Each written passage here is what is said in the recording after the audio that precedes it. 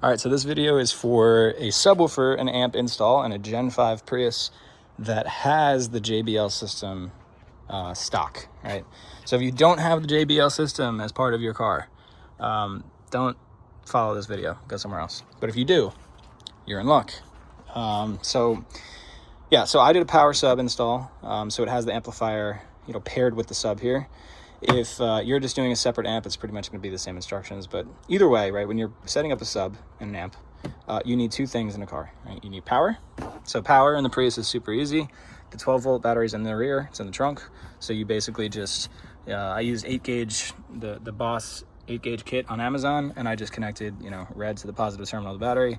The ground, if you lift up this cover and the white foam, you lift both those out of the car, you'll see the chassis of the car, and there's going to be a bolt that you can just really get your ground from.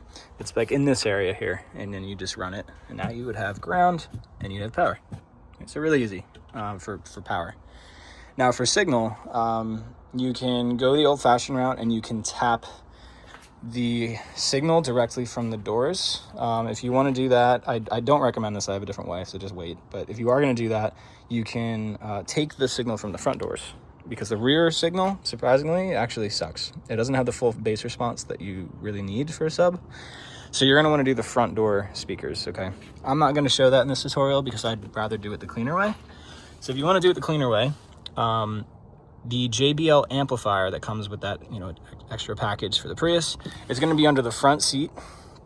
Under the front seat, you'll see this black cover. It's held on by these little hand screws.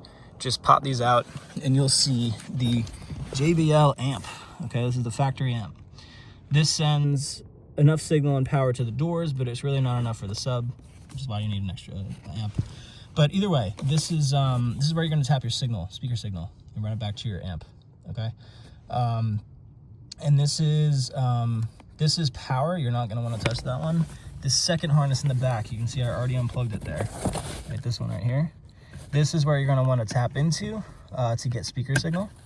You can see it's held on by this little black thing on the side, so you just pop this open, pull it off, and you'd be ready to go. But yeah, so if you want to do it the manual way here, you could tap the wires here.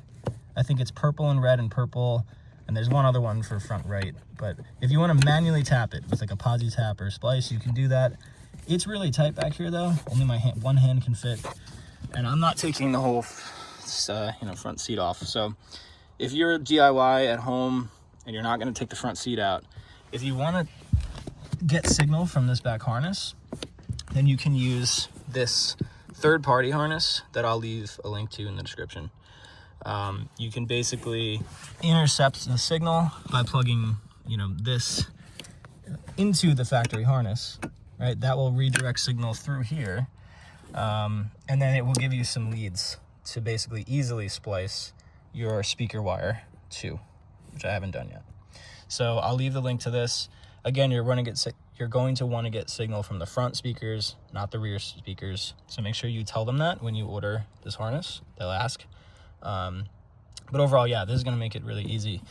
So yeah, and then you'll just, connect your speaker wire, run the speaker cable, route it through the trim, run it through the rear seats, and then eventually you'll have your speaker wire and your power both back here in the trunk, where ideally, you'd be setting all your sub and your amp up. So yeah, hope this helps. Again, signal from the JBL amp under the front seat, power from the rear 12-volt battery.